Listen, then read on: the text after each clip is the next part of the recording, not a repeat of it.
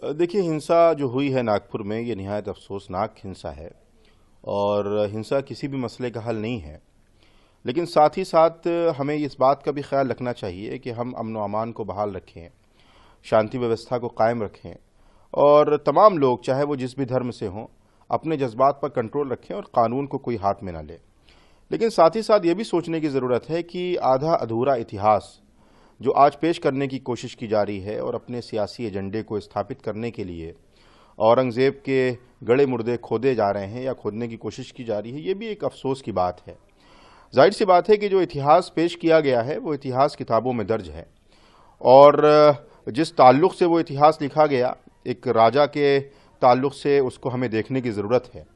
और जो जिस तरीक़े का एजेंडा बनाने की कोशिश की जा रही है औरंगज़ेब के ताल्लुक़ से, कोई कहता है कि कब्र को खोदना पड़ेगा, कोई कब्र को खोदने के लिए एक पूरा प्रोटेस्ट कर रहा है, एहतिजाज कर रहा है। तो ये तमाम चीज़ें ऐसी हैं जो कहीं ना कहीं एक नए विवाद को जन्म देती हैं। अफसोस की बात यह है कि जो खबर आई कि वो जो पुतला जलाया गया उसमें कोई एक चादर थी जिसमें कलमा लिखा गया था, अगर ये सच है तो ये निहायत अफसोस की बात है। हम प्रोटेस्ट करें, प्रोटेस्ट करना हमारा संवैधानिक हक है, मगर किसी के भी मजहबी जज्बात को ठेस पहुंचाना, किसी के भी मजहबी जज्बात को मजरूह करना, ये हमारा फंडामेंटल राइट नहीं है और संविधान इसकी इजाज़त नहीं देता है। बहरहाल, हिंसा किसी भी सूरत में काबिल कबूल नहीं है और हिंसा किसी भी चीज़ का समाधान नहीं है। नागपुर में हालात बेहतर हों, यही हमारी दुआ है और तमाम लोगों से अपील है कि कानून को हाथ में ना लें और अमन व अमान को बहाल रखें। संभल के नेजा मेला की अनुमति नहीं मिलने पर तमाम जगहों से प्रतिक्रिया आ रही है। कल एक पुलिस अफसर और मुस्लिम समाज के लोग मेले के संबंध में बैठे थे, इसका वीडियो भी वायरल हो रहा है। साथ ही इस पर सपा के प्रमुख अखिलेश यादव ने एक ट्वीट किया है एक्स पर और कहा है कि भाजपा हर मिलीजुली संस्कृति को, भाईचारे को खत्म कर रही है। मेला हर धर्म का होता है और महाकुंभ की तारीफ कर सकते हैं तो दूसरे मेले की तारीफ क्यों नहीं कर सकते। सारे धर्म के लोग वहां जाते थे, जो भाजपा को पसंद नहीं आ रहा। ये आरोप अखिलेश यादव ने लगाया। देखिए, एक वीडियो कल वायरल हुई है संभल में किसी मेले के ताल्लुक़ से, जो एक पुलिस अफसर हैं जो वर्दी में है, वो पीस कमेटी की मीटिंग है या जो मेला कमेटी है उनसे बातचीत कर रहे हैं, लेकिन जो उसका लहजा है, जो उसका टोन है, यकीनी तौर पर वो किसी भी सूरत में उस बड़े ओहदे को सूट नहीं करता है। हमारा ये कहना है कि मेला या कोई भी त्यौहार या कोई भी पर्व या कोई भी जुलूस जो होता है वो जाहिर सी बात है कि दोनों धर्मों का होता है, उसमें सारे धर्मों के लोग शामिल होते हैं, एक दूसरे की मिली जुली संस्कृति को कबूल करते हैं, एक्सेप्ट करते हैं और यही हमारे देश की खूबसूरती है। अगर एक समुदाय को मेले की इजाज़त मिले, जुलूस की इजाज़त मिले, किसी धर्म और पर्व की इजाज़त मिले और दूसरे को ना मिले, तो लोगों के जहनों में शक पैदा होता है। अगर ये इजाज़त इसलिए नहीं है कि लॉ एंड ऑर्डर का कोई मसला है और वहाँ की जो कमेटी है, मेला कमेटी, उससे गुफ्तगू की गई है और उसको भरोसे में लिया गया है, उसको कॉन्फिडेंट में लेकर अगर ये कोई फ़ैसला किया गया तो जाहिर सी बात है उस पर हमें एतराज़ नहीं है। लेकिन जिस तरीके का वीडियो वायरल हुआ और जिस तरीके की बातचीत करने का जो तरीक़ा एक पुलिस अफसर का मंजर आम पर आया, यकीनी तौर पर यह किसी भी सूरत में बेहतर नहीं है। हमारे मुल्क के अंदर और हमारे सूबे के अंदर बहुत से ज़िले हैं जहाँ पर तमाम धर्मों के त्यौहार मनाए जाते हैं, तमाम धर्मों के लोग एक दूसरे के पर्वों में शामिल होते हैं।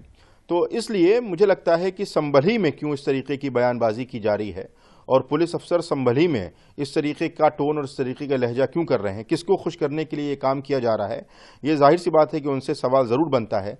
लेकिन सर्व धर्मों के लोगों के लिए एक ही कानून होना चाहिए, किसी के लिए अलग कानून ना हो, यही मेरी गुजारिश है। भाजपा की कर्नाटक इकाई की तरफ से लगातार जो वहां की सरकार की तरफ से मुस्लिम समाज को 4% आरक्षण का प्रस्ताव दिया गया है, उस पर लगातार विरोध हो रहा है। कल बीजेपी कर्नाटक के प्रदेश अध्यक्ष ने इसे कहीं ना कहीं कहा कि ये सरकारी पैसे का बंदरगाह है और सरकारी जिहाद बताया। उसके बाद से लगातार प्रतिक्रियाएं आ रही हैं, इसको लेकर आप क्या सोचते हैं? देखिए, ये कर्नाटक में जो फ़ैसला लिया गया है ये बहुत ही अच्छा फ़ैसला है। जो स्थिति मुसलमानों की पूरे मुल्क के अंदर है वो किसी से ढकी छुपी नहीं है, तालीमी एतबार से हो, माशी एतबार से हो और फाइनेंशियली अगर देखा जाए तो मुसलमानों की हालत सच्चर कमेटी ने बहुत अच्छी तरीके से वाज़े की है। हमारा सिर्फ ये कहना है कि एक तरफ नितिन गडकरी साहब ये बयान देते हैं कि इस मुल्क के अंदर मुसलमान तालीमी एतबार से बहुत पीछे है, उसे आगे आने की ज़रूरत है, उसे एपीजे अब्दुल कलाम बनने की ज़रूरत है। और जब कोई सरकार मुसलमानों के अपलिफ्टमेंट के लिए कोई फ़ैसला करती है, कोई अगर गैर भाजपा सरकार मुसलमानों के उत्थान के लिए कोई फ़ैसला करती है, तो उन्हीं के पार्टी के लोग इस फैसले के खिलाफ खड़े हो जाते हैं। होना तो ये चाहिए था कि नितिन गडकरी साहब ने जो बयान दिया था उसके बाद भाजपा को खुद मुसलमानों के लिए कोई ऐसी व्यवस्था करनी चाहिए कि मुसलमान तालीम के मैदान में भी आगे आएँ, माशी एतबार से, फाइनेंशियली एतबार से, हर एतबार से आगे आएँ। लेकिन अगर वो नहीं कर पा रहे हैं और कोई दूसरा कर रहा है तो किसी को कोई दिक्कत और परेशानी क्यों है? आप देखें कि कितने हमारे दूसरे मज़ाहिब के धर्म और पर्व के जो त्यौहार होते हैं वो किए जाते हैं, उस पर लाखों और करोड़ों रुपया खर्चा किया जाता है, उस पर कोई एतराज़ नहीं करता। तो अगर मुसलमानों को कोई मदद दे रहा है, मुसलमान भी इस मुल्क का बाशिंदा है, तो भाई उनको दिक्कत और परेशानी क्यों हो रही है?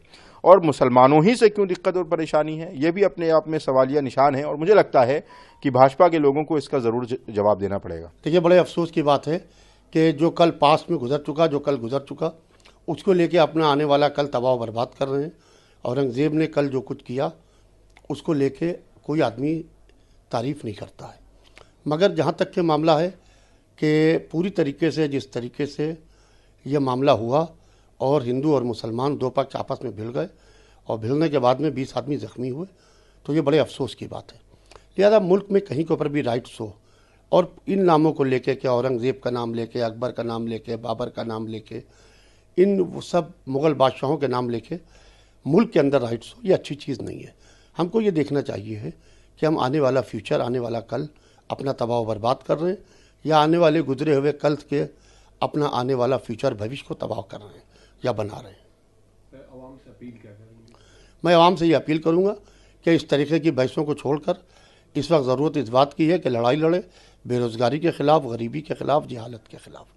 जितना गरीबी, बेरोज़गारी और जहालत के ख़िलाफ़ लड़ाई लड़ेंगे उतना आपका शहर, आपका राष्ट्र, आपका प्रदेश तरक्की करेगा। मैं सबसे पहले तो इस बात का दुख प्रकट करता हूं कि जो वाक़यात इस समय हो रहे हैं, दंगा फसाद, ये एक अच्छी चीज़ नहीं है। रमज़ान का मुबारक महीना इस समय चल रहा है और इस रमज़ान के महीने में हमें इस समय इबादत करनी चाहिए। और जिस तरह के जो दंगे फसाद होते हैं, इससे देश का बड़ा नुकसान होता है। जिस तरह से आज हमारे देश को इस समय मिलके चलने की ज़रूरत है, इस तरह की मैं तमाम मुसलमानों से, तमाम वहाँ के लोगों से, तमाम से ये अपील करना चाहता हूँ, गुजारिश करना चाहता हूँ कि ये समय में एक होकर रहने का वक्त है। लड़ना, झगड़ना, फसाद करना ये ठीक नहीं है। इससे क्या होता है कि इससे नुकसान होता है, इससे देश का नुकसान, देश की छवि खराब होती है। और जिसका नुकसान होता है वो जानता है। किसी की दुकान जल जाती है, किसी का मकान जल जाता है, किसी के लोग इस दुनिया से चले जाते हैं। तो इसलिए हमें तमाम सबसे मेरी अपील है कि इसका ऐसे मुद्दों पर, खास तौर पे ऐसी अफवाहों पर बिल्कुल ध्यान ना दें, क्योंकि बाहरी शक्तियां इस समय सक्रिय हो गई हैं जो देश के अंदर दंगा फसाद कराकर देश के अंदर नुकसान पहुंचाना चाहती हैं। ऐसी शक्तियां जो राष्ट्र विरोधी शक्तियां हैं, जो चाहती हैं कि देश के अंदर अमन, चैन, सुकून खराब हो जाए। तो मेरी तमाम सबसे गुजारिश है, अपील है कि शांति बनाए रखें और आपसी सौहार्द का माहौल बनाए रखें। देखिए, मेरा तो मानना यह है कि इस समय में हमें पुरानी बातों को ध्यान में न रखते हुए आज की बात करनी चाहिए, क्योंकि आज का जो भारत है बदलता भारत है। आज का भारत नवीन भारत, आज का भारत उत्तम भारत।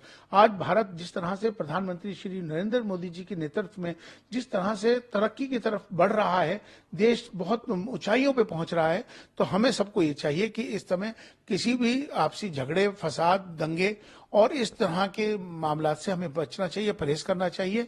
इस समय राष्ट्र में सबको मिलकर राष्ट्र की तरक्की में, निर्माण में सब योगदान दें और सब मिलकर चलें। राष्ट्र सर्वोपरि है, इसका ख्याल रखना चाहिए।